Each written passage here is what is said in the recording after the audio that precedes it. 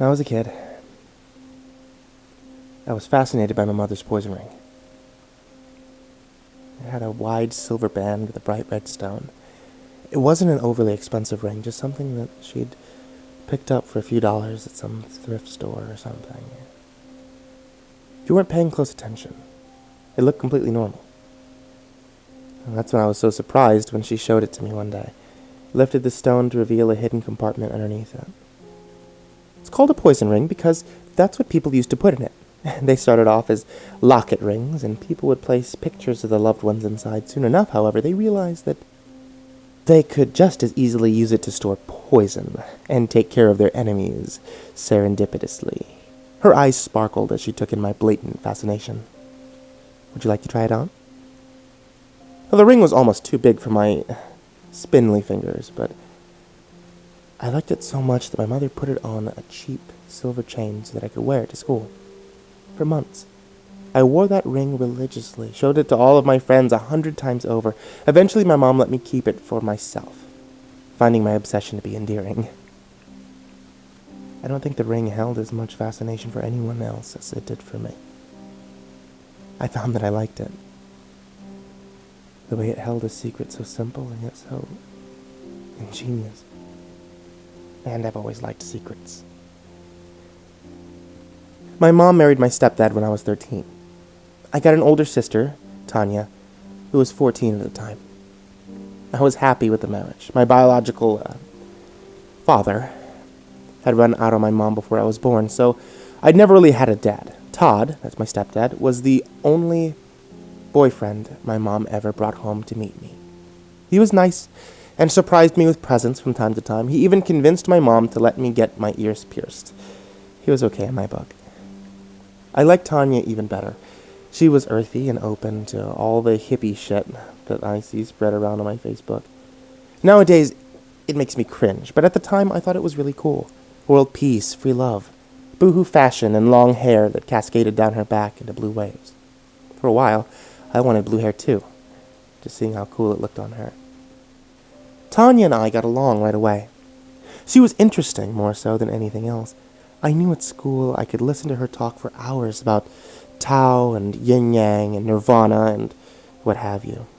Even better, she actually listened to me. I mean, it wasn't often that I had something to say, but when I did, I always had her undivided attention. One night, a few weeks before the wedding, Tanya and I were having a girls' night. Staying up late in my room, eating ice cream, and watching stupid reality TV. I liked watching reality TV shows because Tanya would go on and on about commercialization and materialism of modern society, and the way she said those words made me shiver a little. Tanya sat up abruptly during a commercial break and asked me, "What's your secret?" I looked at her, confusion stitched over me with a thread of fear. For a moment, I was convinced I'd been found out. But she continued, "Everyone has one special secret they've never told anyone else. Since we're going to be sisters soon, let's tell each other our secrets." I nodded in agreement, simply because I wanted to hear her speak more. She said, "Before my mom killed herself, she was a terrible drunk. My secret is that she used to beat me when my father wasn't home. Even today, he doesn't know about it. You're the only other person in the whole world who does." I didn't know that her mother had killed herself, or that she'd been an alcoholic. Todd never mentioned it either. I wonder if my mother knew. I also wondered who Tanya would have been if her home life had always been happy. Would she have been different than the girl I knew now? Though it sounds awful, but at that moment, I was fervently grateful for every bruise that she'd suffered. "Your turn," she prompted when I made no move to speak. I thought for a moment, trying to think of something to say, something other than what was on my mind. I opened my mouth, not sure what was going to come out. When I was 8, our family dog died while my mom was at work one afternoon. I thought she'd be sad, so I buried him in the backyard and told her that he ran away. His name was Lucky. Tanya nodded solemnly. as though we'd completed a ritual that would bind us together forever. What I told her was true. But it wasn't my all-important secret. No, that secret I couldn't share yet. But it was bubbling closer under the surface of my skin with every day we spent together. Sometimes I worried that she'd see it swimming in my eyes, but she never did. Should I be thankful for that? 2 years passed, and Tanya and I had become closer every day. It really made our parents happy to see us bonding so well. We could always be seen together at school, which meant that when people wanted to talk to Tanya, they approached me too. This became somewhat irritating when Tanya became popular among the boys. It seemed like every day a new guy would ask her out. Some of them didn't even go to our school. They came from neighboring schools during our lunch period just to see her. All these guys cared about how beautiful she was, and none of them ever took the time to listen to her talk. Maybe that's why she rejected all of them. I remember one day when we were all walking home from school. She'd handed me a Snickers bar some boy had given her at lunch. She was allergic to peanuts and couldn't eat it. And I had it hidden in my pocket so I could throw it away when I got home. I love Snickers, but I wouldn't eat that bar if it was the last speck of food on earth. As we walked, she said, "I've never once thought a boy could fall in love with me. They just fall in love with my skin. All those dead cells that they see on the outside. I wonder what it would be like to be loved for what's on the inside." "I love you for what's on the inside," I replied. She smiled at me. "Maybe you and I should just stick together forever. Grow up and get a house, all on our own, where nobody can bother us." That thought made me happy. So happy that I tucked it away in my heart and looked at it on rainy days. Another year passed, and things stayed the same, but for one major change. Tanya got a boyfriend. It was Snickers guy, much to my distaste. Although she still spent a lot of time with me, I noticed her spending more and more time with him. Josh was his name, I think. He had greasy blonde hair, and his teeth were crooked. No wonder if he ever got braces. Tanya went from liking him to crushing on him to loving him. She started dreaming about weddings and marriage.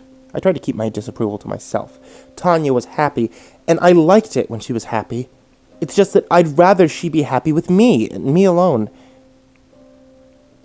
One night she came home a little late from her date and bounced up to my room. I could tell something was different about her. She had clouds in her eyes, and a stunning smile spilled across her face. "I have another secret for you, but you have to promise not to tell." I waited, surprised by the shock of dread that tore through me. It was as though I knew what she was going to say before she said it. She sat on my bed and gave me a conspiratory look.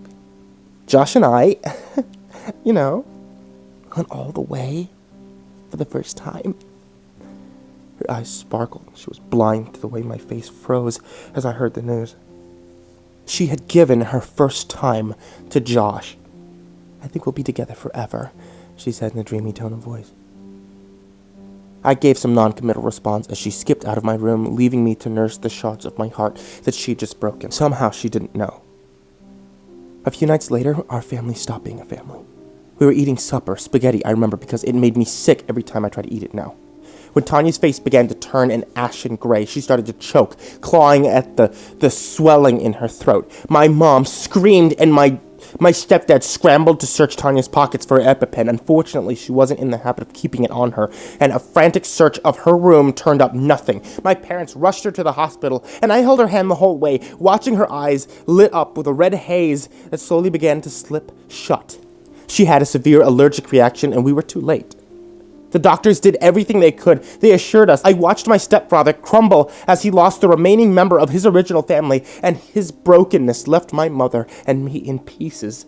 Things changed after that. Our family didn't feel whole without Tanya.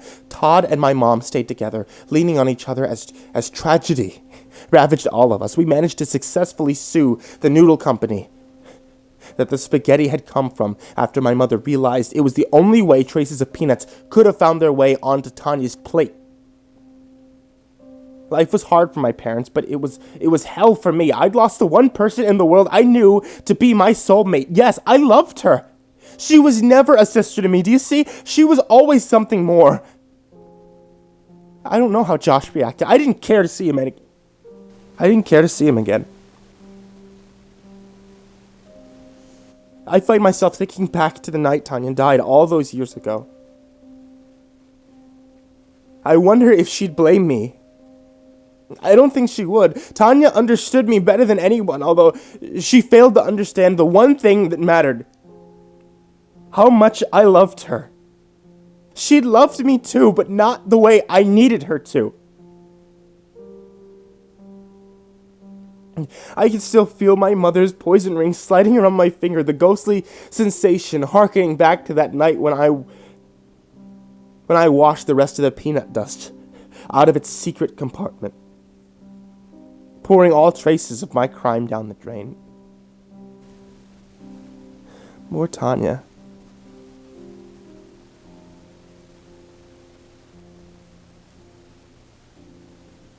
I really did love her, you know.